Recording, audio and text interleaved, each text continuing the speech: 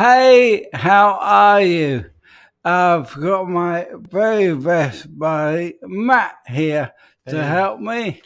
Obviously, my speech is a little bit, well, what would you say? It's thereabouts. It's getting there. Yeah. But tonight we have got a whole lot of Ritchie Blackmore for you. And I'm going to start with his biography. So let's dive in. If I can find it. Hugh Blackmore, born the 14th of April 1945, is an English guitarist and songwriter. He was a founding member of Deep Purple in 1968, playing jam-style hard rock music that mixed guitar riffs and organ sounds. He is prolific in creating guitar riffs and classically influenced solos. During his solo career, Blackmore established the heavy metal band Rainbow, which fused Baroque music influences and elements of hard rock.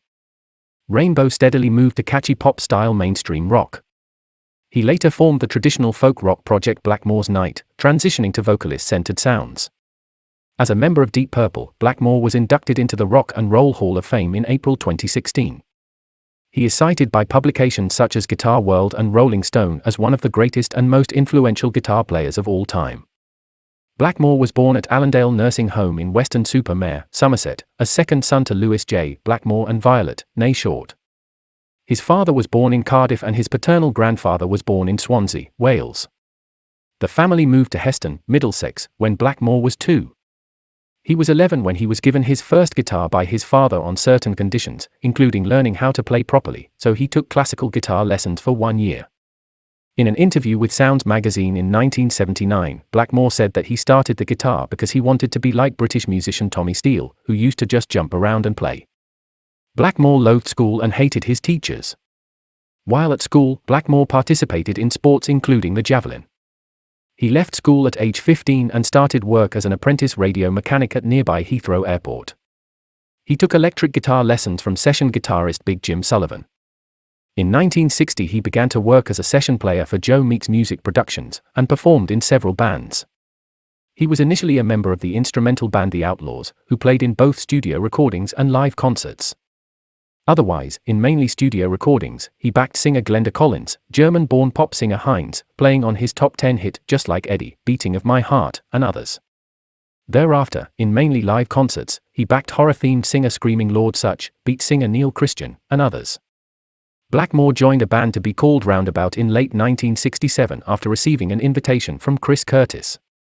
Curtis originated the concept of the band, but would be forced out before the band fully formed. After the lineup for Roundabout was complete in April 1968, Blackmore is credited with suggesting the new name Deep Purple, as it was his grandmother's favorite song.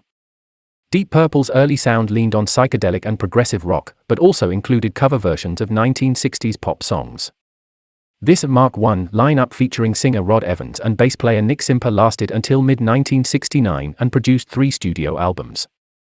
During this period, organist John Lord appeared to be the leader of the band, and wrote much of their original material. The first studio album from Purple's second lineup, In Rock, 1970, signaled a transition in the band's sound from progressive rock to hard rock, with Blackmore and Lord having heard King Crimson's debut album. This Mark II lineup featuring rock singer Ian Gillan lasted until mid-1973, producing 4 studio albums, 2 of which reached number 1 in the UK, and 2 live albums. During this period, the band's songs primarily came out of their jam sessions, so songwriting credits were shared by the 5 members. Blackmore later stated, "I didn't give a damn about song construction. I just wanted to make as much noise and play as fast and as loud as possible." Famous guitarist Steve Vai was more complimentary about Blackmore's role in developing song ideas. He was able to bring blues to rock playing unlike anybody else. The third Deep Purple lineup featured David Coverdale on vocals and Glenn Hughes on bass and vocals. Songwriting was now more fragmented, as opposed to the band compositions from the Mark II era. This Mark III lineup lasted until mid-1975 and produced 2 studio albums. Blackmore quit the band to front a new group, Rainbow. In 1974, Blackmore took cello lessons from Hugh McDowell of Ylle. Blackmore later stated that when playing a different musical instrument, he found it refreshing because there is a sense of adventure not knowing exactly what chord he's playing or what key he is in. Blackmore originally planned to make a solo album, but instead in 1975 formed his own band, Ritchie Blackmore's Rainbow, later shortened to Rainbow. Featuring vocalist Ronnie James Dio and his blues rock backing band Elf as studio musicians, this first lineup never performed live. The band's debut album, Ritchie Blackmore's Rainbow, was released in 1975. Rainbow was originally thought to be a one-off collaboration, but endured as an ongoing band project with a series of album releases and tours. Rainbow's music was partly inspired by elements of medieval and Baroque music since Blackmore started to play cello for musical composition. During this period, Blackmore wrote a crucial part of Dio's basic melodies, particularly on their debut album. Shortly after the first album was recorded, Blackmore recruited new backing musicians to record the second album Rising, 1976, and the following live album, On Stage, 1977. Rising was originally billed as Blackmore's Rainbow in the US. After the next studio album's release and supporting tour in 1978, Dio left Rainbow due to creative differences with Blackmore, who desired to move in a more commercial-sounding direction. Blackmore continued with Rainbow, and in 1979 the band released a new album titled Down to Earth, which featured R&B singer Graham Bonnet. During song composition, Bonnet says that he wrote his vocal melodies based upon the lyrics of bassist Glover. The album marked the commercialization of the band's sound, and contained Rainbow's first chart successes, as the single, Since You've Been Gone, a cover of the tune penned by Russ Ballard, became a smash hit. The next Rainbow album, Difficult to Cure, 1981, introduced melodic vocalist Jo Lynn Turner. The instrumental title track from this album was an arrangement of Beethoven's Ninth Symphony with additional music. Blackmore once said, "I found the blues too limiting, and classical was too disciplined. I was always stuck in a musical no man's land." The album marked a further commercialization of the band's sound, with Blackmore describing at the time a liking for the AOR band, Foreigner. The music was consciously radio-targeted in a more AOR style, resulting in some degree of alienation with many of Rainbow's earlier fans. Rainbow's next studio album was Straight Between the Eyes, 1982, and included the hit single Stone Cold. It would be followed by the album Bent Out of Shape, 1983, which featured the single Street of Dreams.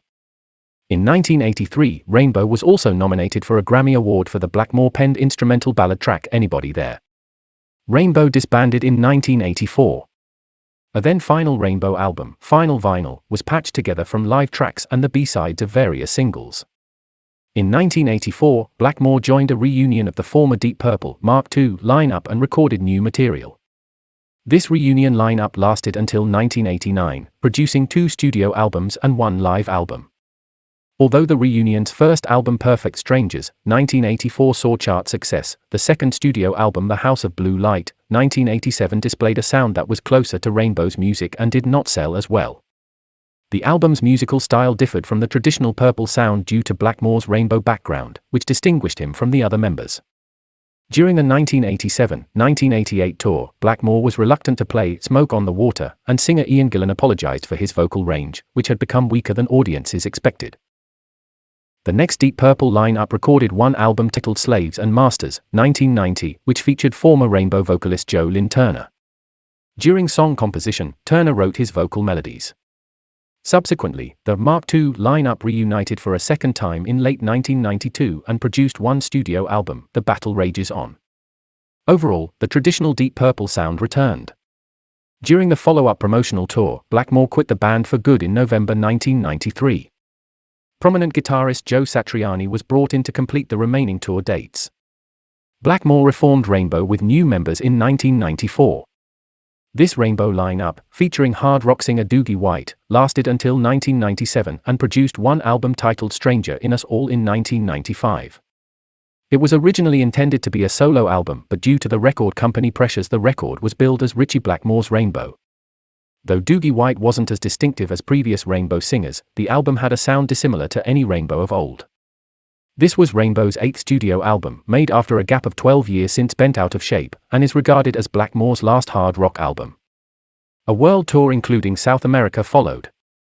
Rainbow was disbanded once again after playing its final concert in 1997. Blackmore later said, "I didn't want to tour very much."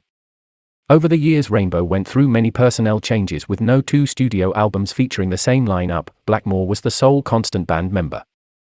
Rainbow achieved modest success. The band's worldwide sales are estimated at more than 28 million album copies, including 4 million copies sold in the US. In 1997 Blackmore, with his girlfriend Candice Knight as vocalist, formed the traditional folk rock duo Blackmore's Night. From about 1995, they were already working on their debut album Shadow of the Moon, 1997. Blackmore once portrayed their artistic characteristics as Mike Oldfield plus Enya.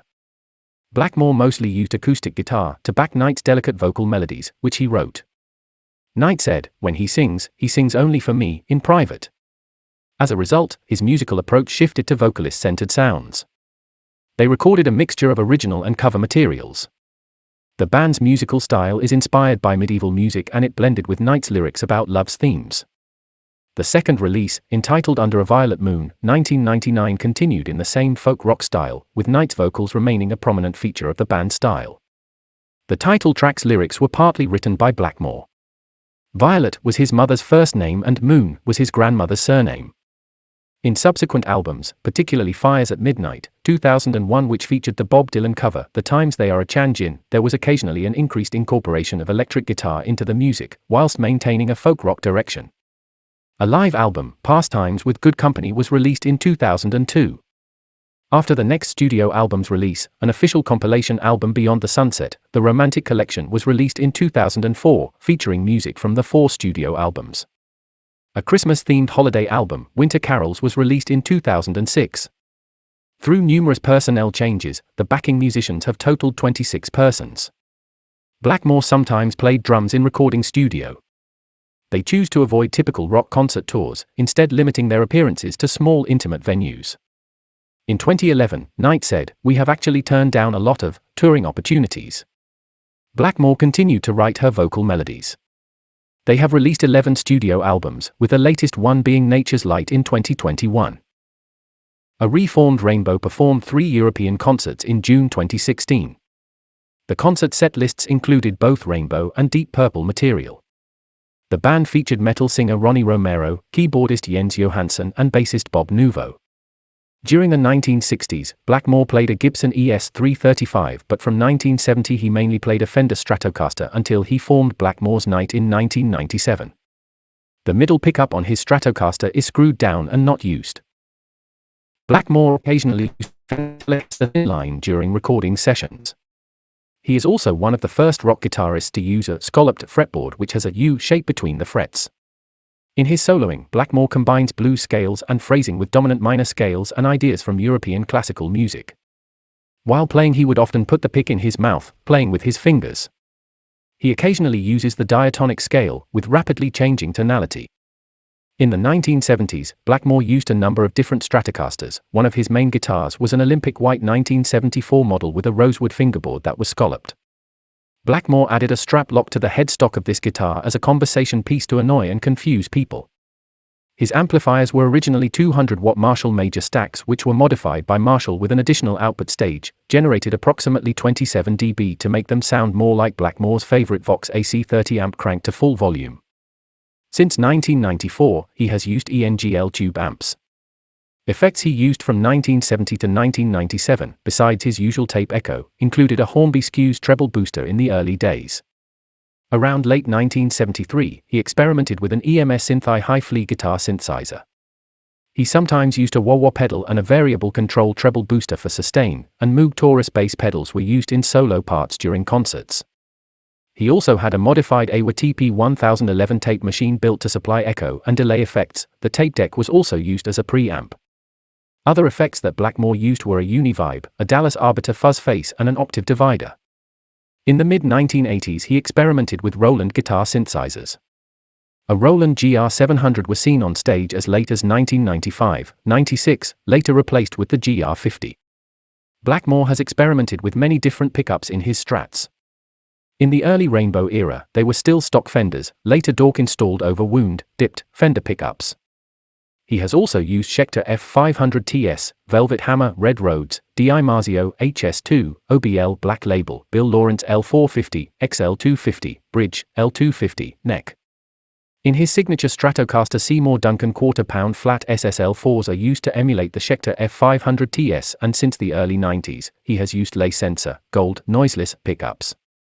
Blackmore credits fellow guitarist Eric Clapton's music with helping him develop his own style of vibrato around 1968 or 1969. In 1979, Blackmore said, "I like popular music.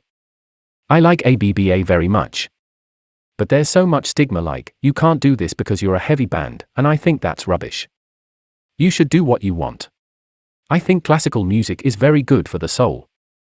A lot of people go, well, classical music is for old fogies, but I was exactly the same. At 16 I didn't want to know about classical music, I'd had it rammed down my throat. But now I feel an obligation to tell the kids, look, just give classical music a chance. The guitar frustrates me a lot because I'm not good enough to play it sometimes, so I get mad and throw a moody. Sometimes I feel that what I'm doing is not right, in the sense that the whole rock and roll business has become a farce, like Billy Smart, Junior Circus, and the only music that ever moves me is very disciplined classical music, which I can't play. But there's a reason I've made money. It's because I believe in what I'm doing, in that I do it my way, I play for myself first, then secondly the audience, I try to put as much as I can in it for them. Lastly I play for musicians and the band, and for critics not at all. In May 1964, Blackmore married Margit Volkmar, born in 1945 from Germany. They lived in Hamburg during the late 1960s. Their son, Jürgen, born in 1964, played guitar in the touring tribute band Over the Rainbow. Following their divorce, Blackmore married Barbel, a former dancer from Germany, in September 1969 until their divorce in early 1970s. As a result, he is a fluent German speaker. For tax reasons, he moved to the US in 1974. Initially he lived in Oxnard, California, with opera singer Shoshana Feinstein for 1 year. She provided backing vocals on 2 songs in Rainbow's first album. During this period, he listened to early European classical music and light music a lot, for about 3/4 of his private time. Blackmore once said, "It's hard to relate that to rock. I listen very carefully to the patterns that Bach plays. I like direct, dramatic music." After having an affair with another woman, Christine, Blackmore met Amy Rothman in 1978, and moved to Connecticut. He married Rothman in 1981, but they divorced in 1983. Following the marriage's conclusion, he began a relationship with Tammy Williams. In early 1984 Blackmore met Williams in Chattanooga, Tennessee, where she was working as a hotel employee.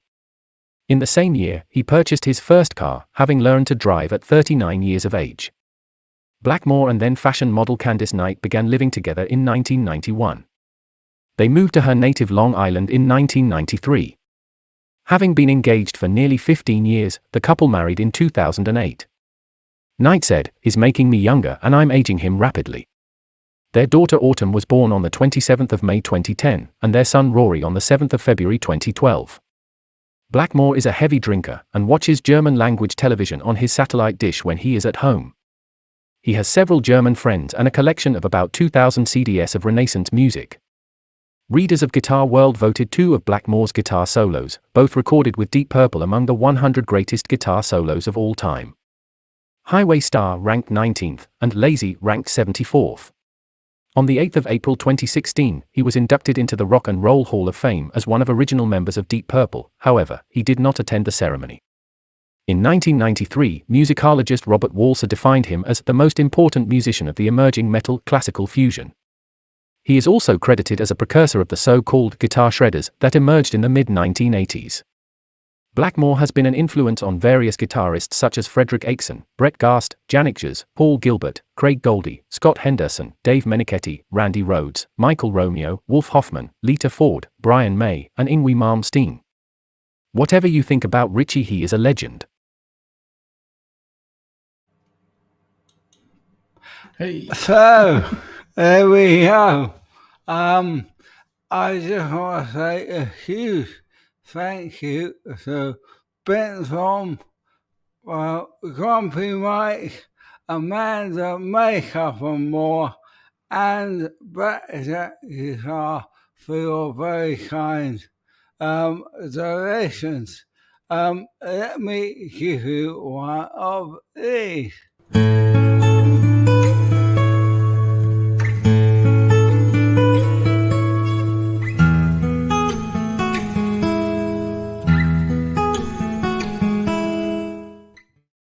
Thank you all so much. Ben Tom, I love you too. Grumpy Mike, thank you for tone and well-wisher. And Amanda, thank you for saying that the content is good. And of course, Blackjack are awesome. Thank you. I'll do one instead. Yeah. Yeah. Cheers, Matt. Oh, cheers. Nice one. So Matt's here to give me a bit of a hand. I'm gonna get him. Basically, I was carrying him in the band, so I've got to carry him on his YouTube channel. So Yeah, tell me about it. So what I would really like to do is show them what we have for them to see tonight, so we can let them know what we got coming up.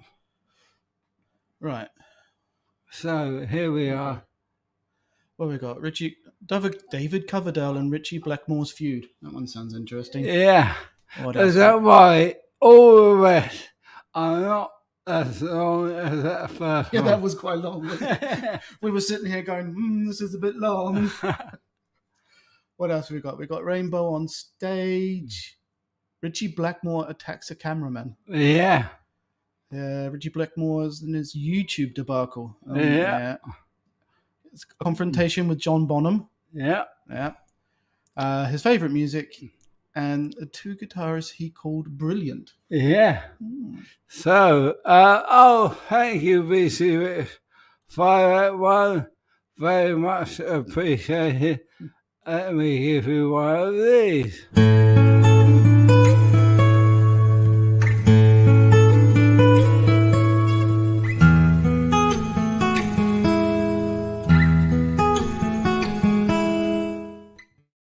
You are hilarious.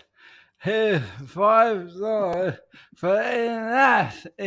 What was that? I'm going to see you next week. I can't wait. Oh, Big G, thank you so much. What's up, handsome? Hey, everybody. Let me give you one of these as well.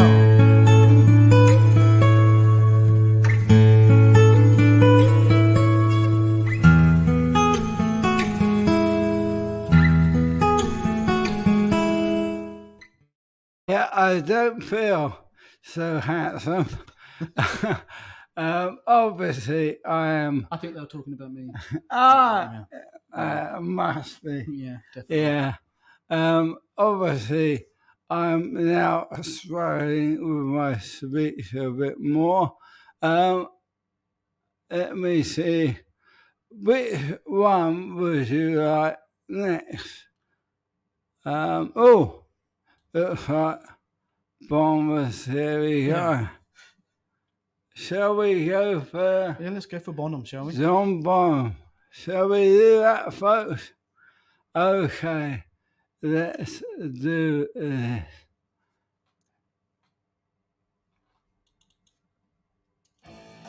Ritchie Blackmore's confrontation with John Bonham.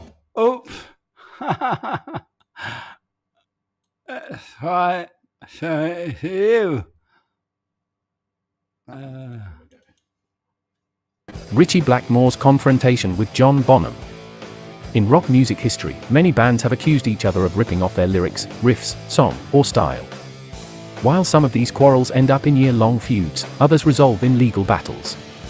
In the end, stealing is considered a severe and disgraceful crime in the music business since it proves one lacks creativity or uniqueness. In 1995, Ritchie Blackmore gave an interview to Rolling Stone's Neil Jeffries and shared his recollections throughout his music career. In this long-lost interview, there was one interesting detail. Blackmore recalled an encounter with John Bonham where he accused Led Zeppelin of stealing a Rainbow song. In a 1995 interview with Rolling Stone, Ritchie Blackmore revealed that he and John Bonham were close friends. According to the guitarist, Bonham was depressed and drunk while they were hanging out at the Rainbow Bar one night. Then, the drummer told him that playing the Deep Purple song "Smoke on the Water" must be challenging, and he mimicked the song's rhythm using his mouth. After that, Ritchie Blackmore told him it's as tricky as playing "Whole Lotta Love," and at least they didn't copy any other artist like Zeppelin. Upon hearing this, Bonham was surprised. Then Blackmore explained his stance by saying they created "Whole Lotta Love" by ripping off Hendrix's "Hey Joe" and putting it to a rhythm. Blackmore then recalled that he told Bonham Zeppelin also stole "Immigrant Song" from Hendrix's "Little Miss Lover." This conversation upset Bonham, so he asked the guitarist if he meant these while they were both in the toilet. As Blackmore said, he told Bonham he was joking around, and they continued drinking together. Speaking to Rolling Stone in 1995, Ritchie Blackmore recalled the following.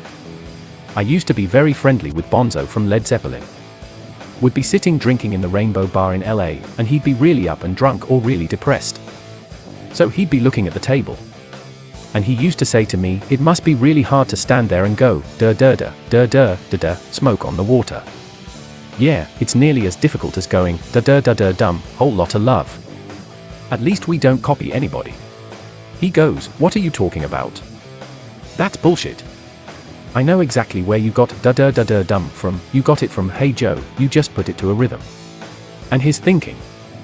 An Immigrant Song was "Little Miss Lover." What are you talking about? Bom Bobba did be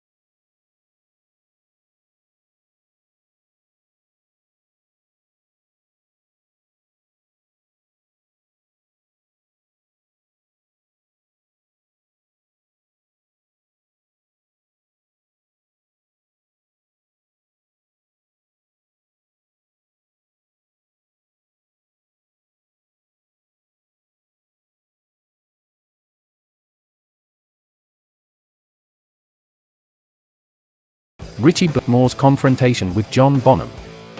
In rock music history, many bands have accused each other of ripping off their lyrics, riffs, song, or style. While some of these quarrels end up in year-long feuds, others resolve in legal battles. In the end, stealing is considered a severe and disgraceful crime in the music business since it proves one lacks creativity or uniqueness.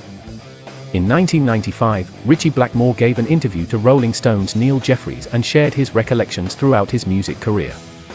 In this long-lost interview, there was one interesting detail. Blackmore recalled an encounter with John Bonham where he accused Led Zeppelin of stealing a Rainbow song.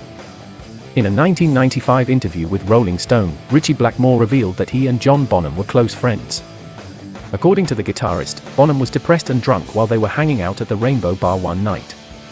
Then, the drummer told him that playing the Deep Purple song "Smoke on the Water" must be challenging, and he mimicked the song's rhythm using his mouth.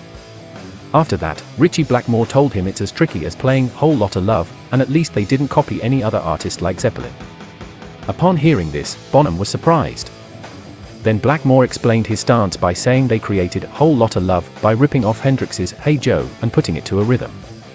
Blackmore then recalled that he told Bonham Zeppelin also stole Immigrant Song from Hendrix's Little Miss Lover. This conversation upset Bonham, so he asked the guitarist if he meant these while they were both in the toilet. As Blackmore said, he told Bonham he was joking around, and they continued drinking together. Speaking to Rolling Stone in 1995, Ritchie Blackmore recalled the following. "I used to be very friendly with Bonzo from Led Zeppelin. Would be sitting drinking in the Rainbow Bar in LA, and he'd be really up and drunk or really depressed. So he'd be looking at the table. And he used to say to me, it must be really hard to stand there and go, duh duh duh, duh duh duh duh, smoke on the water. Yeah, it's nearly as difficult as going, duh duh duh duh dumb, whole lot of love. At least we don't copy anybody." He goes, "What are you talking about? That's bullshit. I know exactly where you got duh duh duh duh dumb from, you got it from Hey Joe, you just put it to a rhythm." And his thinking. An Immigrant Song was Little Miss Lover. What are you talking about? Bom bobba did ba bom bobadadum, he was not a happy man, but he started it. He then continued. We then went upstairs to the toilet. We're both there, weeing away, and he says, "Rich, did you mean all that?" I said, "No, not really, I was just having a go back at you." He says, "Oh. I didn't mean it either. There's room at the top for everybody." So we carried on weeing, then went downstairs and started drinking again. But he loved it. He was the kind of guy who liked confrontation, and I would always give it to him. But I always remember when he said how we'd taken bits and pieces from people, so I told him where he got his stuff from. It was interesting to see how his mind was going, Pagey, you bastard. Now I know. Apparently, Blackmore believed that John Bonham enjoyed confrontation. So, as his friend, he would joke around and give Bonham a hard time just for fun. It seems like this incident was nothing but a friendly joke that Blackmore used to piss off Bonham.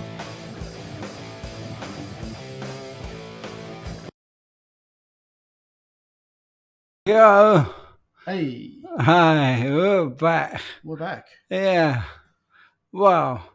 Yeah. Actually, I was just about to say, I heard that Deep Purple and Uriah Heep used to practice in the same studios, well, in the rooms next to each other. Yeah. So they'd hear each other playing and steal off each other. So if you listen to Smoke on the Water and Gypsy by Uriah Heep, very similar kind of riffs. There you go. Mm. Well, isn't it the set the beast? Oh, yeah. Led Zeppelin steal a lot of things, don't they? A lot of... yeah, that is an interesting fact. So, let's have a look. I should shout out my buddy Ben Coombs has a live show at 8 p.m. Eastern Standard. So check that out if you can. Oh, Gil thought it was his internet. No, it was ours. Let's have a look. Thank you. Really appreciate that. I'm glad you enjoy it.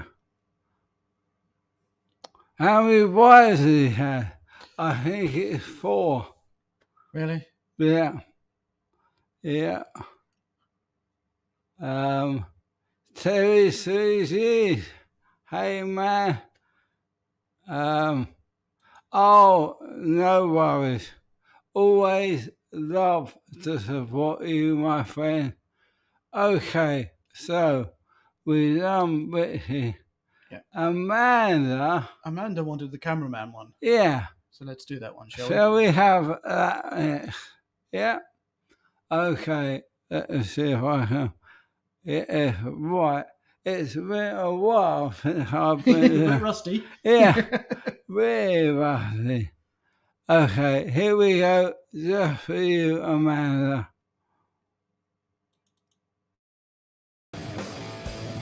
Deep Purple's 1974 California Jam appearance remains one of the fieriest performances in music history.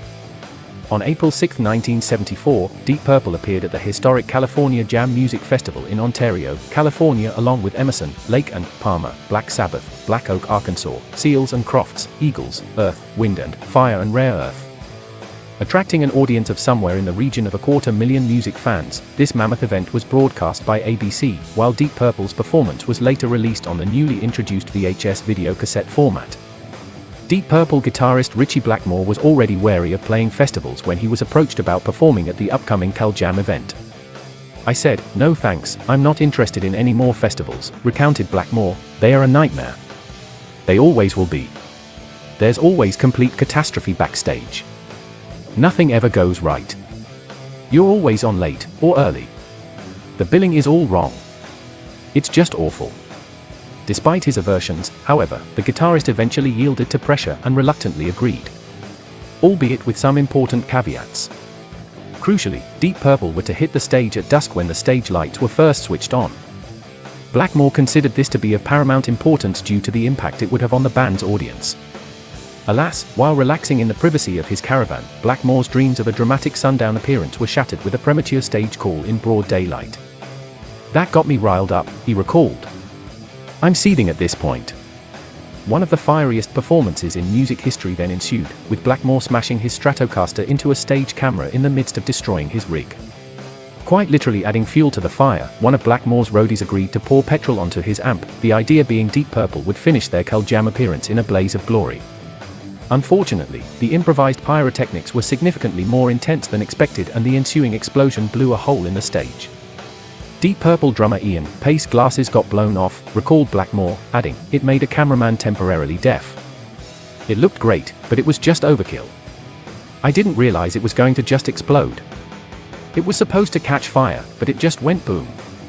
While Blackmore was lucky to avoid serious injury, he was also fortunate enough to evade arrest. As police moved in, he made his escape by helicopter in true rockstar style. Amanda, you are very, very welcome. So, if you want to come, Well, I was just looking at some of the comments. I think it was it's quite interesting. Everyone saying, you take from what you listen to and who you like. yeah. I mean, and I think everyone's got a bit of, their idols stolen and in their own riffs. Yeah, for sure. What was that? Let me see. How? I think it's like looking at some of the festival lineups nowadays. You're like, how did that band get into that lineup? Yeah, that would be off. Okay, which would you like to see? What are we going to do next? What have we got? We've got David Coverdale feud. His Richie's YouTube debacle. His favorite music. Rainbow on Stage. Rainbow on Stage, or the guitarist he called Brilliant. Yeah, well, we will do whatever comes up first. All right, let's see then. Let's see what we hear.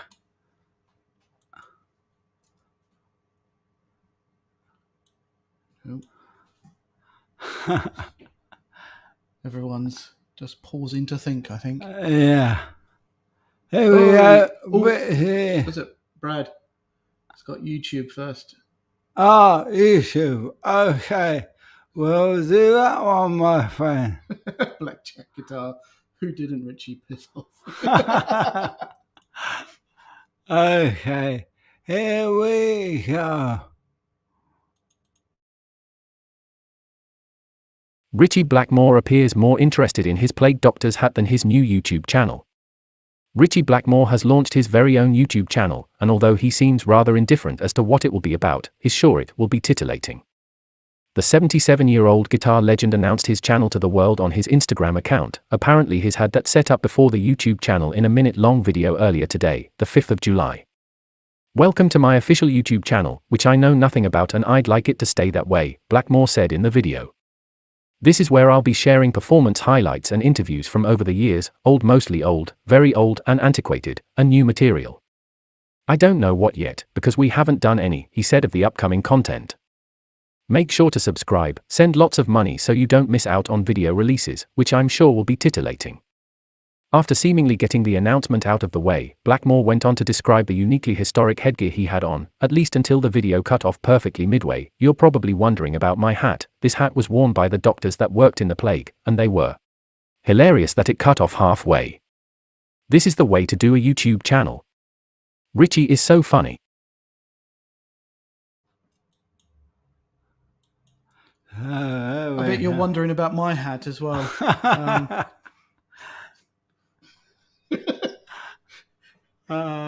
We cut off halfway through as well. I mean, yeah, absolutely.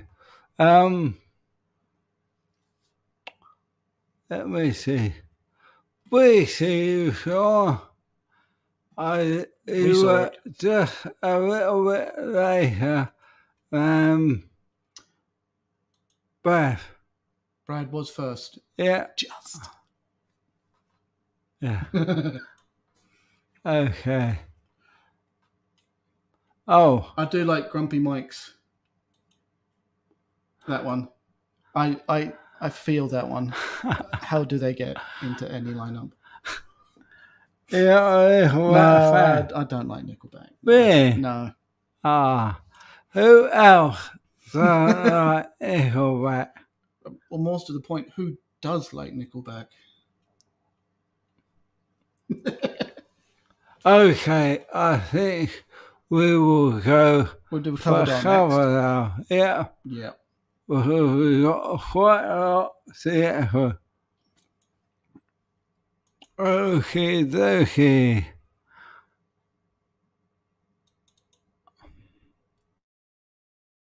David Coverdale and Ritchie Blackmore's piece after 30 years of feud. For years, audiences have witnessed the disputes between countless musicians in the rock world. While these conflicts are sometimes about personal issues, they can occasionally be caused by not being able to meet on a common point in the music they create. Although these arguments can end in a short time with mutual apologies, they can turn into ongoing issues that last for years.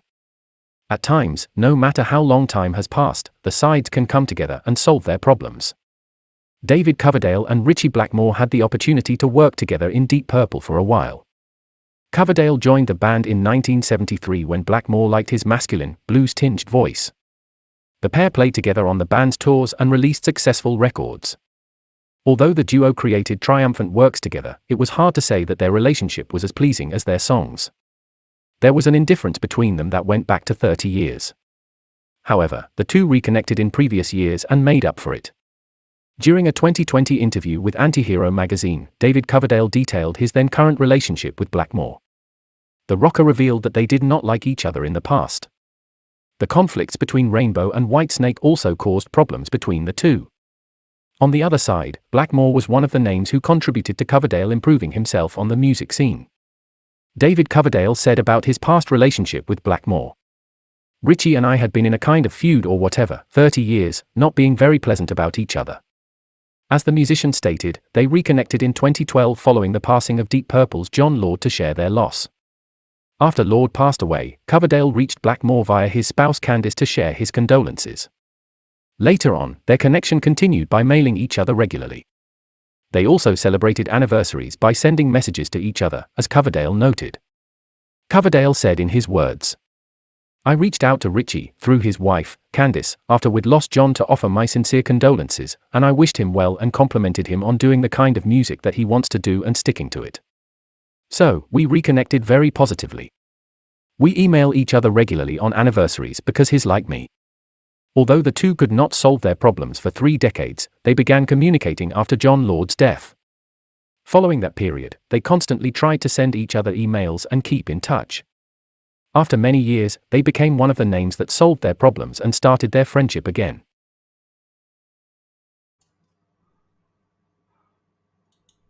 So, there we go. I just like the fact that they only talk by email, though. It's not like they get together and have a beer or something. Well, I finished ages ago. Did you? Yeah. Oh, so am I. Right. I like the fact that everyone is hating on Nickelback as well. That's good. I don't mind them. I think they wrote some very decent songs. It's so hot in here. I know.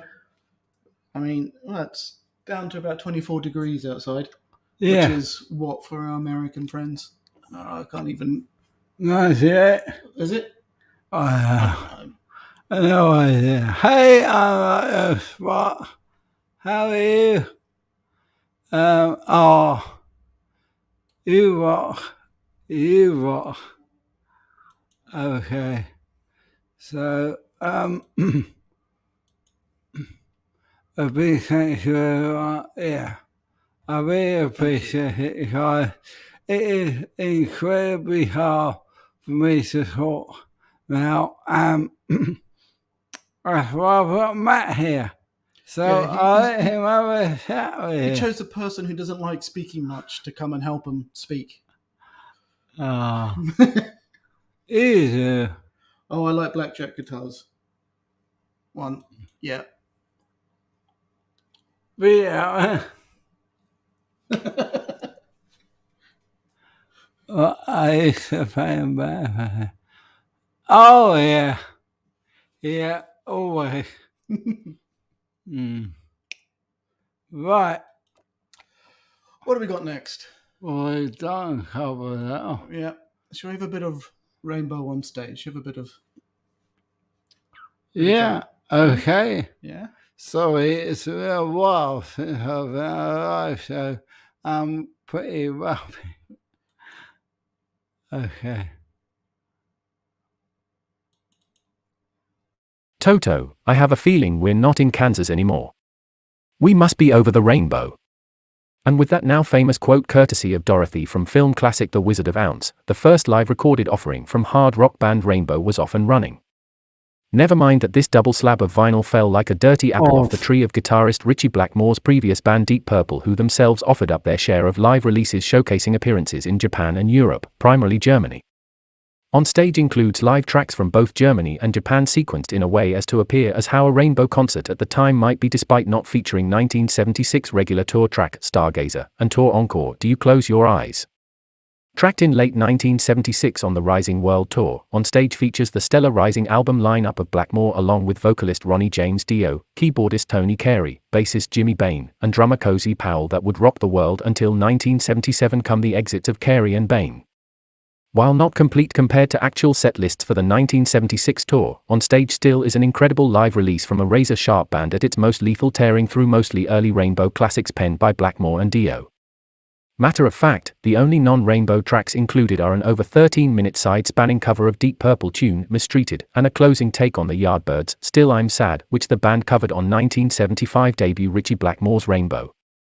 With the omissions of A Stargazer and Do You Close Your Eyes from On Stage, this capture of the Rising Tour actually features only a Starstruck from that respective record, albeit it within a medley featuring Dio-era Rainbow classic Man on the Silver Mountain.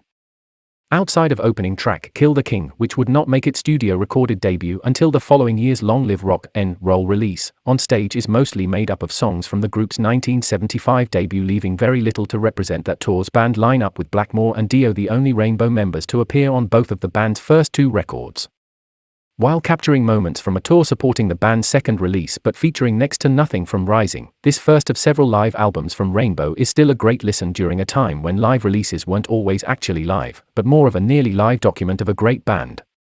While it's fact that the tracks were spliced together from several different concerts, each one has been said to be as live and real as can be.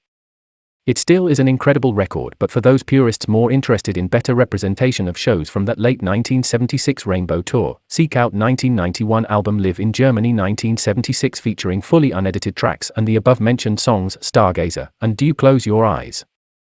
Either one though offers great audio of this too short-lived band lineup from the Rainbow's first, and arguably best era.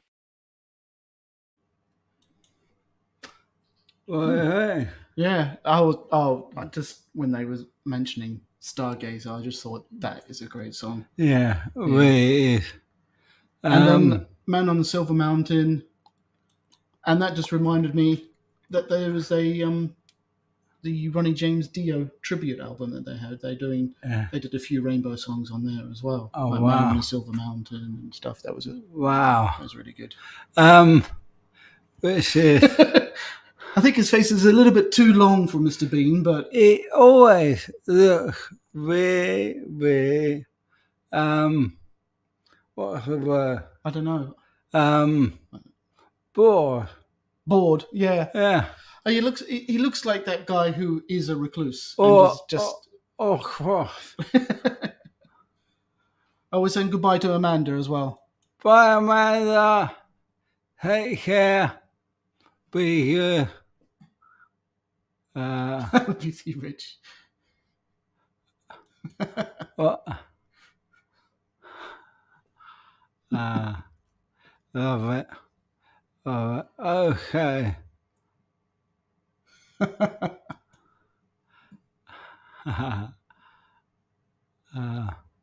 Bye, Amanda. Again, bye. Oh. Yeah. Wizard of Ounce, that was brilliant.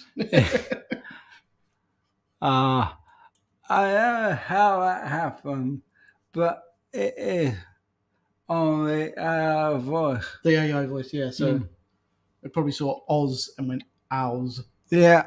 Oh, well. So I've got 2 videos coming up this week, one on Tuesday and one on Friday, and both have been voiced by friends. One on Friday has been voiced by John Robson. Nice. Yeah, absolutely. So, by Mrs. Coombs. Right, we have What are we going to do next? 3 more videos for you today. Should we do Richie's favourite music? Let's see what they come up with. Okay, so Richie's favourite music, the story behind, that's the wrong one. yeah. 2 more. 2. Yeah. So Richie's favourite music or the 2 guitarists he called brilliant? Let's see. Who's going to be first? Yeah.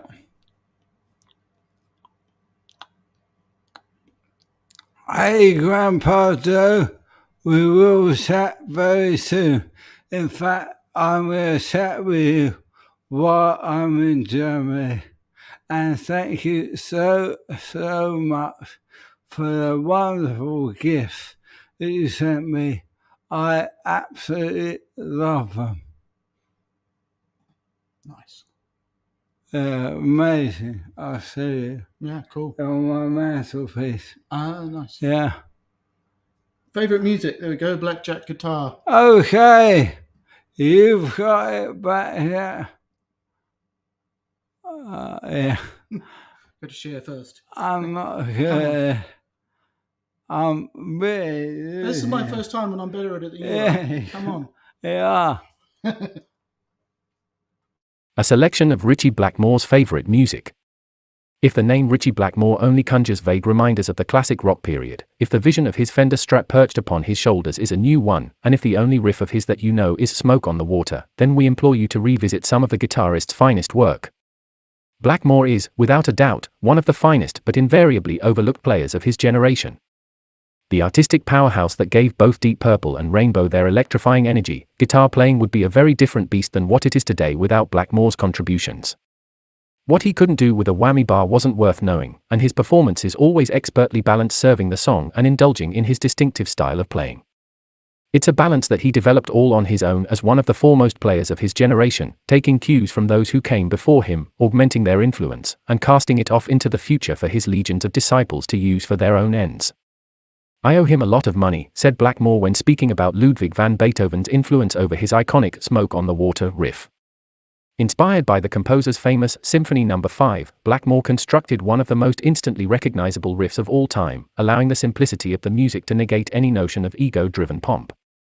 It has since become Deep Purple's trademark number and a melody that is now known across the globe. However, Blackmore is so much more than plainly Smoke on the Water. He's one of the most influential guitarists of all time, and since he first broke onto the scene in the late 60s, fans have wanted to know what sort of music makes him tick, as his back catalogue is as eclectic as they come when it comes to rock musicians. Luckily for us, in 1996, Blackmore gave an interview with a fan, and he listed a selection of his favorite songs and albums of all time. A real mix, it accounts for his dexterous and varied artistry, showing the Axeman to be a complete sponge when it comes to music, with a penchant for all things 60s. The first album Blackmore chose was 1967's A Hard Road by English blues behemoth John Mayall and The Blues Breakers.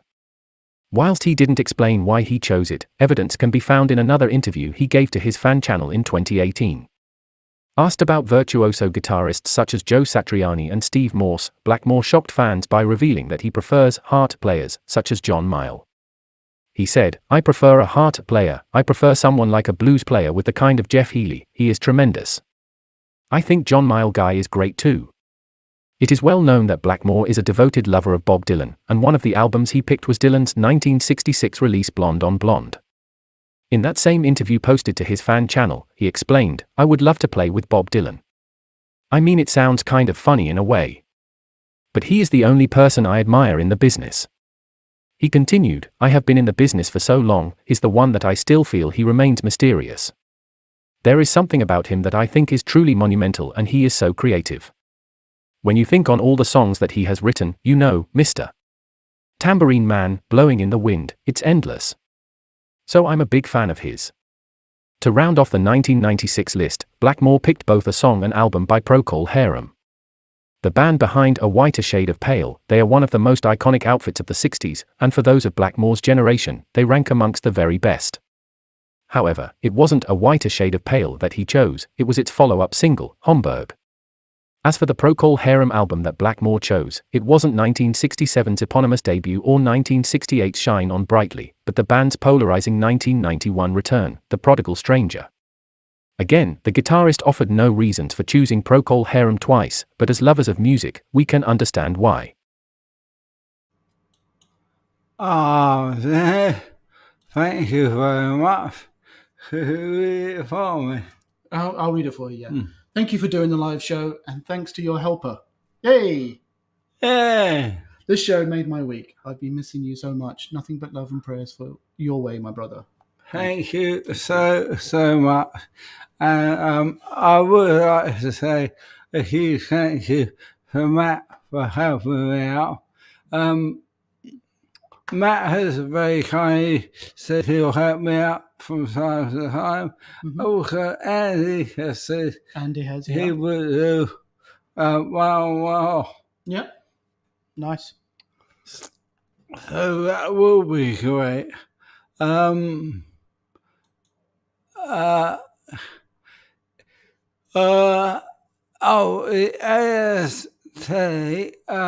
Yeah. There was a problem with getting that out of the UK, and it was going to cost so much. Oh, I'm so sorry.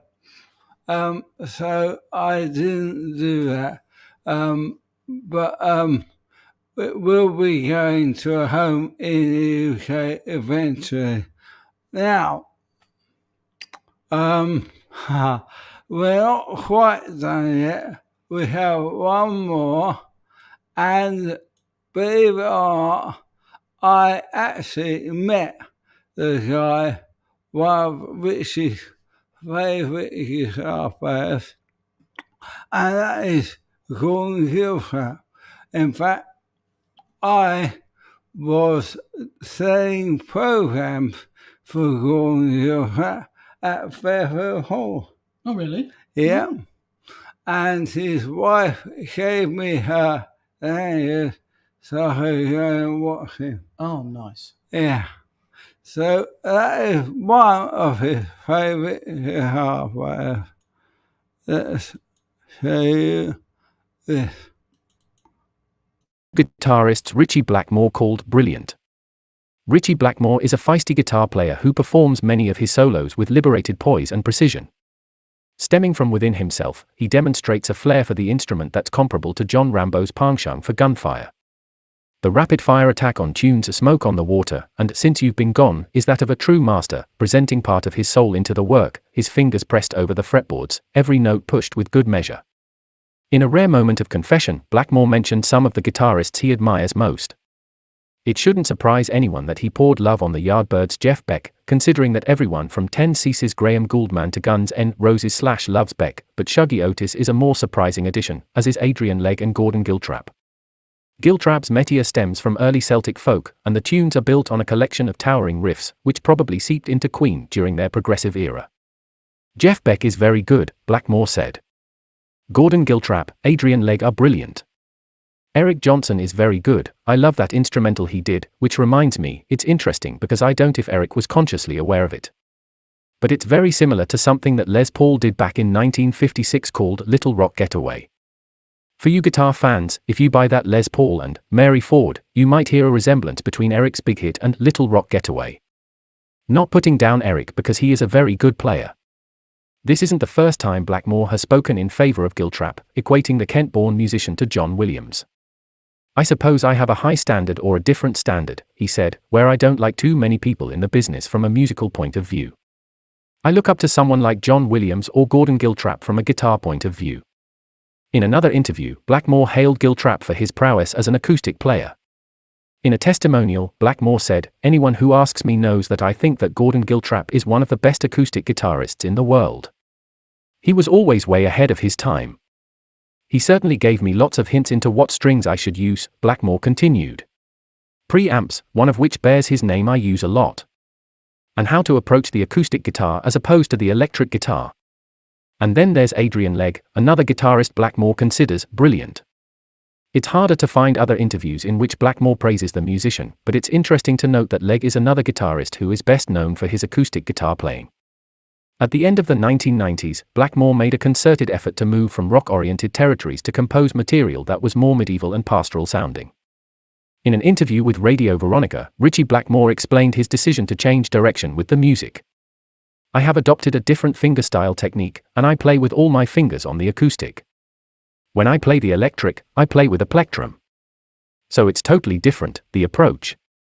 Nothing is easy, but this music that we do in Blackmore's night is a lot more challenging. It's like going on stage and you can't hit them with volume and just jump around the stage. You've actually got to actually deliver something." Interestingly, Legg offered a similar opinion when he discussed the complexities of recording the acoustic guitar on stage. "It was very difficult to record because it demanded a certain level of technical perfection that's not necessarily needed on stage, so I had to keep searching for a balance there," Legg explained. "I think in the end, we managed to keep its spirit intact, and I'm very pleased with how it turned out on record." Blackmore seems to think Giltrap and Legg are brilliant, precisely because they demonstrate a mosaic of sound that operates on a completely different level to the rock riffs that he, Beck and Brian May exhibited in the 1970s. Clearly, he's excited by their use of fretboards and cadences, as it presents a new type of challenge for him. In the same interview with Radio Veronica, Blackmore claimed that turning the amplifier up and blasting away was fun, but it doesn't challenge him in the same way that acoustic music does. Indeed, Giltrap and Legg are brilliant, but so is Blackmore, who has shown an eagerness to break out of the box hard rock set out for him, and dive into less commercial territories with his acoustic guitar. So there we are. That was all of the videos I have for you here. I was just going to say, if anyone hasn't heard Gordon Giltrap, he's an amazing guitar player. Yeah. And I'm sure you can probably find them online. But he used to do a column for Guitar Player, with UK guitar magazine. So you could probably have a search for that and have a little look up and see what kind of things he does do. Definitely. Great idea, Matt. Thank you so much for doing this tonight. Oh, no problems. It's made it a lot easier for me. Carrying him again. Yeah, I won't apologise because you know what is up with me. And yeah, it's quite tricky. But I am glad that I'm doing the right show for him. And I will do my very best to do many more for you. Obviously, we've gone over the hour now. And, Oh, geez, over an hour. Past your bedtime. yeah, it is. So, April, that was a very kind offer. Check out Ronnie Hillside for sure. He is amazing. I will think about the cost of sending that guitar abroad, but it will be very expensive because of us leaving the European Union, and also everything has gone sky high here. Customs costs have gone up a lot, and now just everything has gone up. It's gone crazy. So, thank you, everyone. Thank you, guys. Great to see you. Thank you, as well. Thank you, Andy. Hopefully, you'll be doing well soon. And a big thanks to my buddy Matt. So we will be off now, and all remains for me to say is you take good care. See you later, everybody.